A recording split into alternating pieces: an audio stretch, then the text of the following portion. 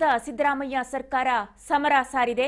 Fake news ಸೃಷ್ಟಿಕರ್ತರಿಗೆ ಇದೀಗ ಕಾನೂನು ಸಂಕಷ್ಟ ಎದುರಾಗಲಿದೆ.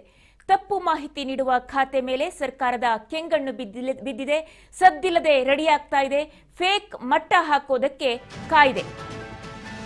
ಫೇಕ್ ನ್ಯೂಸ್ ವಿರುದ್ಧ ಸಿದ್ದರಾಮಯ್ಯ ಸರ್ಕಾರ ಸಮರ ಸಾರೋದಕ್ಕೆ ರೆಡಿಯಾಗಿ ಕುಳಿತಿದೆ. ಫೇಕ್ ನ್ಯೂಸ್ ಸೃಷ್ಟಿಕರ್ತರಿಗೆ ಕಾನೂನು ಸಂಕಷ್ಟ ಇನ್ಮುಂದೆ ಎದುರಾಗುತ್ತೆ. ಹಾಗಾಗಿ ಫೇಕ್ ನ್ಯೂಸ್ ಹಾಕೋರು ಎಚ್ಚರಿಕೆಯಿಂದ ಇರಬೇಕು. ತಪ್ಪು ಮಾಹಿತಿ ನೀಡುವ ಖಾತೆ ಮೇಲೆ ಸರ್ಕಾರ ಹದ್ದಿನ ಕಣ್ಣನ್ನ ಇಡೋದಕ್ಕೆ ರೆಡಿಯಾಗಿದೆ. ಹಾಗೆ ಯಾರೆಲ್ಲ ತಪ್ಪು ಸಂದೇಶವನ್ನ ಹರಡುತ್ತಾರೆ ಅವರ ಮೇಲೆ ಕೆಂಗಣ್ಣನ್ನ ಬೀರಿದೆ ಇದೀಗ ಸರ್ಕಾರ. ಸದ್ದಿಲ್ಲದೆ ರೆಡಿಯಾಗ್ತಾ ಇದೆ. ಫೇಕ್ ನ್ಯೂಸ್ಗಳನ್ನ ಮಟ್ಟ ಹಾಕೋದಕ್ಕೆ ಕಾನೂನು. ಕರ್ನಾಟಕ ತಪ್ಪು ಮಾಹಿತಿ ಮತ್ತು ನಕಲಿ ಸುದ್ದಿ ನಿಷೇಧ ಕಾಯ್ದೆಯನ್ನ ಜಾರಿ ತರೋದಕ್ಕೆ ಮುಂದಾಗಿದೆ. ಸಾಮಾಜಿಕ ಮಾಧ್ಯಮ ಹಿಡಿತ ಸಾಧಿಸೋದಕ್ಕೆ ಭರದ ತಯಾರಿಯನ್ನ ನಡೆಸಿದೆ ಕರ್ನಾಟಕ ಸರ್ಕಾರ. ಸಾಮಾಜಿಕ ಮಾಧ್ಯಮದ ಮೇಲೆ ಹಿಡಿತ ಸಾಧಿಸೋದಕ್ಕೆ ಸಜ್ಜಾಗ್ತಾ ಇದೆ. ಮುಂದಿನ ಸಚಿವ ಸಂಪುಟದಲ್ಲಿ ಈ ಕಾಯ್ದೆಯನ್ನ ಜಾರಿಗೆ ತರೋದಕ್ಕೆ ಸಿದ್ಧತೆಯನ್ನ ನಡೆಸ್ತಾ ಇದೆ. ಕರ್ನಾಟಕ ತಪ್ಪು ಮಾಹಿತಿ ಮತ್ತು ನಕಲಿ ಸುದ್ದಿ ನಿಷೇಧ ಕಾಯ್ದೆಯನ್ನ ಜಾರಿಗೆ ತರುವುದಕ್ಕೆ ಮುಂದಿನ ಸಚಿವ ಸಂಪುಟದಲ್ಲಿ ಜಾರಿಗೆ ತರೋದಕ್ಕೆ ತಯಾರಿಯನ್ನ ನಡೆಸಿದೆ. ಹಾಗಾಗಿ ಇನ್ನು ಮುಂದೆ ತಪ್ಪು ಮಾಹಿತಿ ಮತ್ತು ಸಂದೇಶಗಳನ್ನ ಸೋಷಿಯಲ್ ಮೀಡಿಯಾಗಳಲ್ಲಿ ಮನಸೋ ಇಚ್ಛೆ ಅಪ್ಲೋಡ್ ಮಾಡುವವರು ಎಚ್ಚರಿಕೆಯಿಂದ ಇರಬೇಕಾಗತ್ತೆ. ಸುಳ್ಳು ಸುದ್ದಿಗಳನ್ನ ಹರಡುವವರು, ಸುಳ್ಳು ಸಂದೇಶಗಳನ್ನ ರವಾನಿಸುವವರು, ಹಾಗೇನೆ ದ್ವೇಷ ಭಾಷಣಗಳನ್ನ ಮಾಡುವಂತವರು, ಕೋಮು ಗಲಭೆಗಳನ್ನ ಸೃಷ್ಟಿಸುವಂತವರು, ಈ ರೀತಿ ಹಲವಾರು ಅಂಶಗಳನ್ನ ಒಳಗೊಂಡಂತವರಿಗೆ ಯಾವ ರೀತಿಯಾದಂತಹ ಶಿಕ್ಷೆ ಇರುತ್ತೆ ಅನ್ನುವಂಥದ್ದು ಈ ಕಾನೂನಲ್ಲಿ ಇರುತ್ತೆ. ಆ ಎಲ್ಲ ಅಂಶಗಳನ್ನು ಒಳಗೊಂಡು ಕಾನೂನನ್ನ ರೆಡಿ ಮಾಡೋದಕ್ಕೆ, ಜಾರಿಗೊಳಿಸೋದಕ್ಕೆ ಕರ್ನಾಟಕ ಸರ್ಕಾರ ಇದೀಗ ಮುಂದಾಗಿದೆ.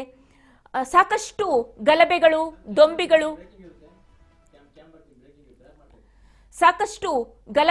ದೊಂಬಿಗಳು ಇದೇ ರೀತಿಯಾದಂತಹ ದ್ವೇಷ ಭಾಷಣಗಳಿಂದ ಮತ್ತು ಸುಳ್ಳು ಸುದ್ದಿಗಳನ್ನ ಹರಡೋದ್ರಿಂದ ಶುರುವಾಗುತ್ತೆ.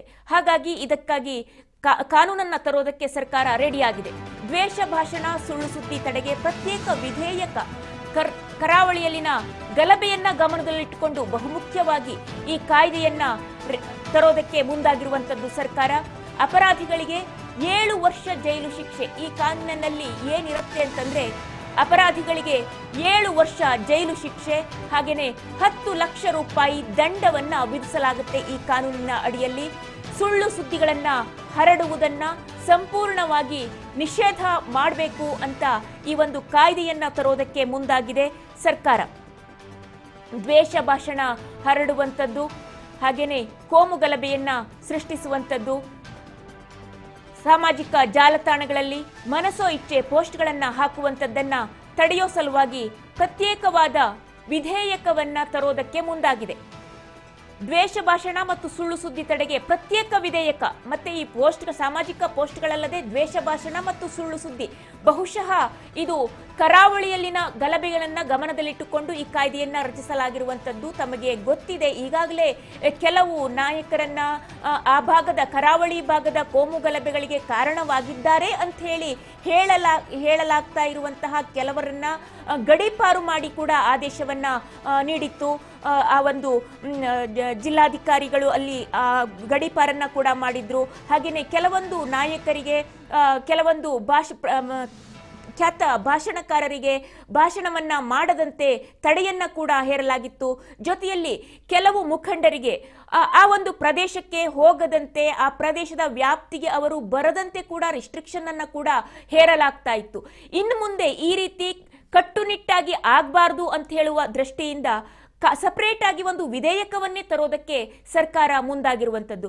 ಮುಂದಿನ ಸಚಿವ ಸಂಪುಟ ಸಭೆಯಲ್ಲಿ ಈ ಒಂದು ಕಾನೂನನ್ನ ಜಾರಿಗೆ ತರಲಾಗುತ್ತೆ ಮುಂದಿನ ಅಸೆಂಬ್ಲಿಯಲ್ಲಿ ಅಂತ ಹೇಳಲಾಗ್ತಾ ಇದೆ. ಮುಂದಿನ ಸಂಪುಟದಲ್ಲಿ ಜಾರಿಗೆ ತರೋದಕ್ಕೆ ಸಕಲ ತಯಾರಿಗಳು ಕೂಡ ನಡೀತಾ ಇದೆ. ದ್ವೇಷ ಭಾಷಣ ಮತ್ತು ಸುಳ್ಳು ಸುದ್ದಿ ತಡೆಗೆ ಪ್ರತ್ಯೇಕ ವಿಧೇಯಕವನ್ನೇ ತರಲಾಗುತ್ತೆ ಅಂತ ಹೇಳಿ. ಕರಾವಳಿಯಲ್ಲಿನ ಗಲಭೆಗಳು ಏನು ಹೆಚ್ಚಾಗ್ತಾ ಇದೆ, ಕೋಮು ದಳ್ಳುರಿಗಳು ಹೆಚ್ಚಾಗ್ತಾ ಇವೆ, ಒಂದು ಕೋಮಿನವರು ಇನ್ನೊಂದು ಕೋಮಿನವರನ್ನ, ಇನ್ನೊಂದು ಕೋಮಿನವರನ್ನು ಮತ್ತೊಂದು ಕೋಮಿನವರನ್ನ, ಹೀಗೆ ಹತ್ಯೆಗಳು ನಿರಂತರವಾಗಿ ನಡೀತಾ ಇರುತ್ತೆ. ದ್ವೇಷ ಸಾಧಿಸುವಂಥದ್ದು, ಹಗೆ ಸಾಧಿಸುವಂಥದ್ದು, ಯುವಕರ ಹತ್ಯೆ ಆಗ್ತಾ ಇರುವಂಥದ್ದು ಕರಾವಳಿ ಭಾಗದಲ್ಲಿ ಹೆಚ್ಚಾಗಿ ನಡೀತಾ ಇದೆ. ಹಾಗಾಗಿ ಅದನ್ನೇ ಪ್ರಮುಖವಾಗಿ ಗಮನದಲ್ಲಿಟ್ಟುಕೊಂಡು ಈ ಒಂದು ವಿಧೇಯಕವನ್ನ ತರೋದಕ್ಕೆ ಸರ್ಕಾರ ಮುಂದಾಗಿದೆ.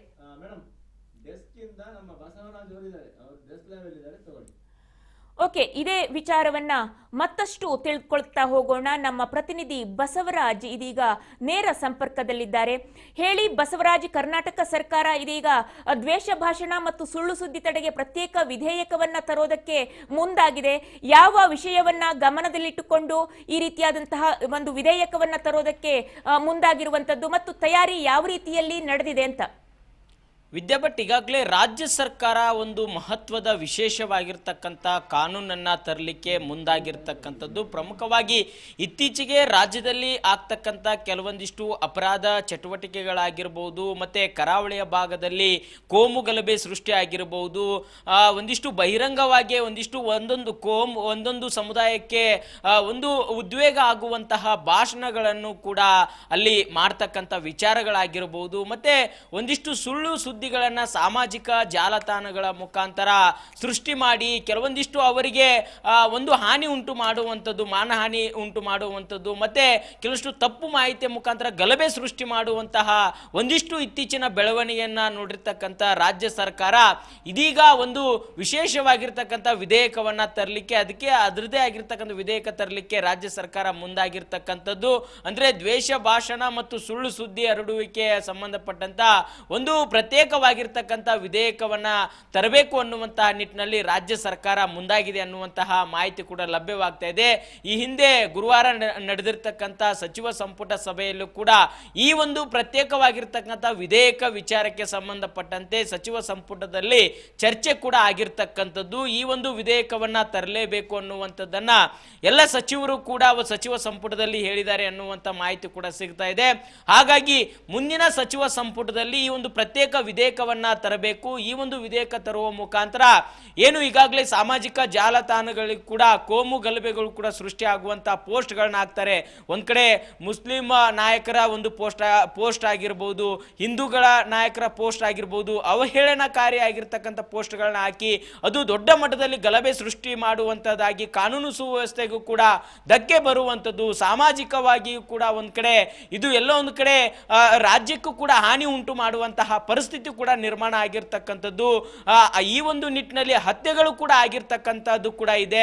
ಹಾಗಾಗಿ ಇವು ಎಲ್ಲವುಗಳು ಕೂಡ ಕಡಿವಾಣ ಹಾಕ್ಬೇಕಂತಂದ್ರೆ ಸಾಮಾಜಿಕ ಜಾಲತಾಣಗಳಿಗೂ ಕೂಡ ಒಂದು ಕಾನೂನು ಮುಖಾಂತರ ಅದಕ್ಕೆ ಸೂಕ್ತವಾಗಿರ್ತಕ್ಕಂಥ ಕ್ರಮ ಕೈಗೊಳ್ಳುವಂತಹ ವಿಧೇಯಕವನ್ನ ತರಬೇಕು, ವಿಶೇಷವಾಗಿರ್ತಕ್ಕಂಥ ಕಾನೂನನ್ನ ತರಬೇಕು ಅನ್ನುವಂತಹ ನಿಟ್ಟಿನಲ್ಲಿ ರಾಜ್ಯ ಸರ್ಕಾರ ಮುಂದಾಗಿರ್ತಕ್ಕಂಥದ್ದು. ಹಾಗಾಗಿ ಈಗ ಪ್ರತ್ಯೇಕವಾಗಿರ್ತಕ್ಕಂಥ ವಿಧೇಯಕ ತರುವ ಮುಖಾಂತರ ಅದರ ಆ ಒಂದು ವಿಧೇಯಕ ಅಡಿಯಲ್ಲಿ ಸುಮಾರು ಅದಕ್ಕೆ ಏನೇನೋ ಒಂದು ದಂಡವನ್ನ ವಿಧಿಸಬಹುದು ಅಥವಾ ಏನು ಶಿಕ್ಷೆ ಆಗಬಹುದು ಅನ್ನುವಂಥದ್ದನ್ನು ಕೂಡ ಅದರಲ್ಲಿ ಉಲ್ಲೇಖ ಮಾಡಿರ್ತಕ್ಕಂಥದ್ದು. ಈಗಾಗಲೇ 7 ವರ್ಷ ಅವರಿಗೆ ಜೈಲು ಶಿಕ್ಷೆ ಮತ್ತು 10 ಲಕ್ಷ ರೂಪಾಯಿ ದಂಡವನ್ನು ಕೂಡ ಆ ವಿಧೇಯಕ ಅಡಿಯಲ್ಲಿ, ಕಾನೂನು ಅಡಿಯಲ್ಲಿ ವಿಧಿಸಬಹುದು ಅನ್ನುವಂಥದ್ದು ಕೂಡ ಅದರಲ್ಲಿ ಪ್ರಮುಖವಾಗಿರ್ತಕ್ಕಂಥ ಅಂಶ. ಈ ರೀತಿಯಾಗಿರ್ತಕ್ಕಂಥ ಕಠಿಣವಾಗಿರ್ತಕ್ಕಂಥ ಕ್ರಮ ಕೈಗೊಂಡ್ರೆ, ಕಠಿಣವಾಗಿರ್ತಕ್ಕಂಥ ಕಾನೂನು ರೀತಿಯಲ್ಲಿ ಕ್ರಮ ಜರುಗಿಸಿದ್ರೆ ಈ ರೀತಿಯಾಗಿ ಸುಳ್ಳು ಸುದ್ದಿ, ಕೋಮು ಗಲಭೆ ಸೃಷ್ಟಿಸುವಂತಹ ದ್ವೇಷ ಭಾಷಣಗಳನ್ನು ಕೂಡ ನಿಲ್ಲಿಸಬಹುದು ಅನ್ನುವಂಥದ್ದು. ಇನ್ನೊಂದು ಕಡೆ ಈಗ ನಾವು ನೋಡ್ತಾ ಇದ್ದೇವೆ, ಸರ್ಕಾರದ ವಿರುದ್ಧವಾಗಿ ಕೆಲವಷ್ಟು ವಿಪಕ್ಷಗಳು ಕೂಡ ಟೀಕೆ ಮಾಡುವಂತಹ ಸಂದರ್ಭದಲ್ಲಿ ಸಾಮಾಜಿಕ ಜಾಲತಾಣದಲ್ಲಿ ಯೋಜನೆಗಳ ಸರ್ಕಾರ ತೆಗೆದುಕೊಂಡಿರ್ತಕ್ಕಂಥ ಯೋಜನೆಗಳಾಗಿರ್ಬೋದು ಮತ್ತು ಕೆಲವಷ್ಟು ವಿಚಾರಕ್ಕೆ ಸಂಬಂಧಪಟ್ಟಂತೆ ಸುಳ್ಳು ಸುದ್ದಿಯನ್ನು ಕೂಡ ಪೋಸ್ಟ್ ಮಾಡಿದ್ರು ಸಹಿತ ಅದರ ವಿರುದ್ಧವಾಗಿ ಕೂಡ ಕ್ರಮ ಜರುಗಿಸಲಿಕ್ಕೆ ರಾಜ್ಯ ಸರ್ಕಾರ ಲೆಕ್ಕಾಚಾರ ಆಗ್ತಾ ಇದೆ ಅನ್ನುವಂಥ ಮಾಹಿತಿ ಕೂಡ ಸಿಗ್ತಾ ಇದೆ. ಹಿಂದೆ ಕೂಡ ಹಲವಾರು ಬಿಜೆಪಿ ಆಗಿರ್ಬೋದು, JDS ನಾಯಕರಾಗಿರ್ಬೋದು ಒಂದಿಷ್ಟು ಮಾಹಿತಿಯನ್ನ ಸಾಮಾಜಿಕ ಜಾಲತಾಣ ಹಂಚಿಕೊಂಡಂತ ಸಂದರ್ಭದಲ್ಲಿ ಇದು ತಪ್ಪು ಮಾಹಿತಿ ಅನ್ನುವಂಥದ್ದು ಸರ್ಕಾರದ ಮಟ್ಟದಲ್ಲಿ ಇರತಕ್ಕಂಥ ಹಲವಾರು ಸಚಿವರು, ಶಾಸಕರು ಕೂಡ ವಾದವನ್ನು ಕೂಡ ಮಾಡಿದ್ರು. ಅದರ ವಿರುದ್ಧವಾಗಿ ಕಾಂಗ್ರೆಸ್ ಪಕ್ಷದ ವಕ್ತಾರರು ಕೂಡ ಏನು ಸರ್ಕಾರದ ಮಟ್ಟದಲ್ಲಿ ಮತ್ತೆ ಈಗಾಗಲೇ ಏನು ಸರ್ಕಾರ ತೆಗೆದುಕೊಂಡಿರ್ತಕ್ಕಂಥ ಯೋಜನೆಗಳ ವಿಚಾರಕ್ಕೆ ಸಂಬಂಧಪಟ್ಟಂತೆ ಏನು ಒಂದಿಷ್ಟು ಸುಳ್ಳು ಮಾಹಿತಿಯನ್ನು ಕೂಡ ವಿಪಕ್ಷಗಳು ಇಡುವಂತಹ ಸಂದರ್ಭಕ್ಕೂ ಸಾಮಾಜಿಕ ಜಾಲತಾಣ ಮುಖಾಂತರ ಪೋಸ್ಟರ್ ಹಾಕಿ ಒಂದ್ ಕಡೆ ಜನರನ್ನ ದಾರಿ ತಪ್ಪಿಸುವಂತ ಪ್ರಯತ್ನ ಮಾಡ್ತಾ ಇದ್ದಾರೆ ಅನ್ನುವಂಥದ್ದು ಕೂಡ ಪ್ರಕರಣವನ್ನು ಕೂಡ ದೂರ ದಾಖಲು ಕೂಡ ಮಾಡ್ಕೊಳ್ಳಿಕ್ಕೂ ಕೂಡ ರಾಜ್ಯ ಸರ್ಕಾರ ಮುಂದಾಗಿರ್ತಕ್ಕಂಥದ್ದು. ಈ ರೀತಿಯಾಗಿರ್ತಕ್ಕಂಥ ಸುಳ್ಳು ಸುದ್ದಿ ಮತ್ತೆ ಸಾಮಾಜಿಕ ಜಾಲತಾಣಗಳು ಸುಳ್ಳು ಮಾಹಿತಿಯನ್ನು ಹರಡುವಿಕೆಯನ್ನ ತಡೆಗಟ್ಟುವಂತ ನಿಟ್ಟಿನಲ್ಲಿ ಈ ಒಂದು ವಿಧೇಯಕವನ್ನ ತರಬೇಕು, ಈ ಮುಖಾಂತರ ವಿಪಕ್ಷಗಳು ಕೂಡ ತಿರುಗೇಟು ಕೊಡಬೇಕು ಅನ್ನುವಂತ ನಿಟ್ಟಿನಲ್ಲಿ ರಾಜ್ಯ ಸರ್ಕಾರ ಮುಂದಾದಂತೆ ಕಾಣ್ತಾ ಇದೆ. ಹಾಗಾಗಿ ಈ ಒಂದು ವಿಧೇಯಕವನ್ನ ತರಲೇಬೇಕು ಅನ್ನುವಂತ ನಿಟ್ಟಿನಲ್ಲಿ ಒಕ್ಕೂರಿನಿಂದ ಕೂಡ ಎಲ್ಲ ಸಚಿವರು ಕೂಡ ಅಭಿಪ್ರಾಯ ವ್ಯಕ್ತಪಡಿಸಿ ಮುಂಬರ್ತಕ್ಕಂಥ ಸಚಿವ ಸಂಪುಟದಲ್ಲಿ ಈ ವಿಧೇಯಕವನ್ನ ತರಬೇಕು ಅನ್ನುವಂತ ಲೆಕ್ಕಾಚಾರದಲ್ಲಿ ಕೂಡ ರಾಜ್ಯ ಸರ್ಕಾರ ಸಾಕಷ್ಟು ಸಿದ್ಧತೆಯನ್ನು ಕೂಡ ಮಾಡಿಕೊಳ್ಳಲಾಗ್ತಾ ಇದೆ. ಮತ್ತೆ ಈಗಾಗಲೇ ಹಿರಿಯ ನ್ಯಾಯಾಧೀಶರ ಜೊತೆ ತಜ್ಞರ ಜೊತೆ ಕೂಡ ಈ ಬಗ್ಗೆ ಈ ವಿಧೇಯಕ ಸಂಬಂಧಪಟ್ಟಂತೆ ಸಮಾಲೋಚನೆಯನ್ನು ಕೂಡ ರಾಜ್ಯ ಸರ್ಕಾರ ನಡೆಸ್ತಾ ಇದೆ ಅನ್ನುವಂತ ಮಾಹಿತಿ ಕೂಡ ಸದ್ಯಕ್ಕೆ ಸಿಗ್ತಾ ಇದೆ. ವಿದ್ಯಾ ಭಟ್. ಬಸವರಾಜ್, ಹಾಗಾದ್ರೆ ಈಗಾಗಲೇ ಫ್ಯಾಕ್ಟ್ ಚೆಕ್ ಗಳನ್ನ ಮಾಡಿಕೊಂಡು ಸಾಕಷ್ಟು ಪ್ರಕರಣಗಳನ್ನ ಕೂಡ ದಾಖಲಿಸ್ಕೊಳ್ತಾ ಇದೆಯಾ ಹೇಗೆ ಅಂತೇಳಿ? ಆಲ್ರೆಡಿ ಯಾವೆಲ್ಲ ಒಂದು ಸೋಷಿಯಲ್ ಮೀಡಿಯಾದಲ್ಲಿ ಫೇಕ್ ನ್ಯೂಸ್ಗಳು ಹರಿದಾಡ್ತಾ ಇರುತ್ತೆ ಅದರ ವಿರುದ್ಧವಾಗಿ ಖಂಡಿತ ವಿದ್ಯಾ ಭಟ್, ಯಾಕಂತಂದ್ರೆ ಇತ್ತೀಚಿನ ಕೆಲವೊಂದಿಷ್ಟು ಪ್ರಕರಣಗಳನ್ನು ಕೂಡ ಗೃಹ ಇಲಾಖೆ ಕೂಡ ಮುಂದಿಟ್ಕೊಂಡು ಅದು ರಾಜ್ಯ ಸರ್ಕಾರ ಕೂಡ ಅದನ್ನು ಕೂಡ ಪರಿಶೀಲನೆ ಕೂಡ ನಡೆಸಿರ್ತಕ್ಕಂಥದ್ದು. ಕರಾವಳಿ ಭಾಗದಲ್ಲಾಗಿರ್ಬೋದು ಮತ್ತೆ ಕೆಲವೊಂದಿಷ್ಟು ಏನು ಕೋಮು ಗಲಭೆ ಸೃಷ್ಟಿ ಮಾಡುವಂತಹ ಪೋಸ್ಟ್ಗಳಾಗಿರ್ಬೋದು ಮತ್ತೆ ಕೆಲವೊಂದಿಷ್ಟು ಸಾಮಾಜಿಕ ಜಾಲತಾಣಗಳಲ್ಲಿ ವೈಯಕ್ತಿಕವಾಗಿ ಸ್ಟಾರ್ ನಟ ನಟಿಯರಿಗೂ ಕೂಡ ಒಂದು ಫೇಕ್ ಅಕೌಂಟ್ ಅನ್ನ ಸೃಷ್ಟಿ ಮಾಡಿಕೊಂಡು ಅವರ ಒಂದು ಮಾನನಷ್ಟ ಆಗುವಂತಹ ರೀತಿಯಲ್ಲಿ ಕೂಡ ಪೋಸ್ಟ್ ಹಾಕುವ ಮುಖಾಂತರ ಸುಳ್ಳು ಸುದ್ದಿಯನ್ನು ಹಾಕುವ ಮುಖಾಂತರ ಅದು ಕೂಡ ಪ್ರಕರಣ ಕೂಡ ಇತ್ತೀಚೆಗೆ ನಟಿ ರಶ್ಮಿಕಾ ಮಂದನ್ ಅವರು ಕೂಡ ದೂರನ್ನು ಕೂಡ ದಾಖಲಿಸಿದ್ರು. ಈ ರೀತಿಯಾಗಿರ್ತಕ್ಕಂಥ ಪ್ರಕರಣಗಳನ್ನು ಕೂಡ ಗಮನದಲ್ಲಿಟ್ಟುಕೊಂಡು ಫೇಕ್ ಐಡಿ ಮತ್ತೆ ಫೇಕ್ ಅಕೌಂಟ್ ಅನ್ನ ಸೃಷ್ಟಿ ಮಾಡಿಕೊಂಡು ಎಲ್ಲೋ ಒಂದು ಕಡೆ ಇದು ಅಪರಾಧ ಚಟುವಟಿಕೆಗಳಿಗೆ ಕಾರಣವಾಗುವಂತ ನಿಟ್ಟಿನಲ್ಲಿ ಕೂಡ ಇತ್ತೀಚಿನ ಒಂದಿಷ್ಟು ಪ್ರಕರಣಗಳು ಕೂಡ ದಾಖಲಾಗ್ತಾ ಇದ್ದಾವೆ. ಹಾಗಾಗಿ ಆ ಪ್ರಕರಣಗಳ ದಾಖಲಾತಿ ಸಂಖ್ಯೆಯನ್ನು ಕೂಡ ನೋಡಿಕೊಂಡು ಇದನ್ನ ತಡೆಗಟ್ಟುವಂತ ನಿಟ್ಟಿನಲ್ಲಿ ಸೂಕ್ತವಾಗಿರ್ತಕ್ಕಂಥ ಕಾನೂನು ಕ್ರಮ ಜರುಗಿಸಬೇಕು. ಒಂದು ಕಾನೂನಡಿಯಲ್ಲಿ ಇದಕ್ಕೆ ಆಗಿರ್ತಕ್ಕಂಥ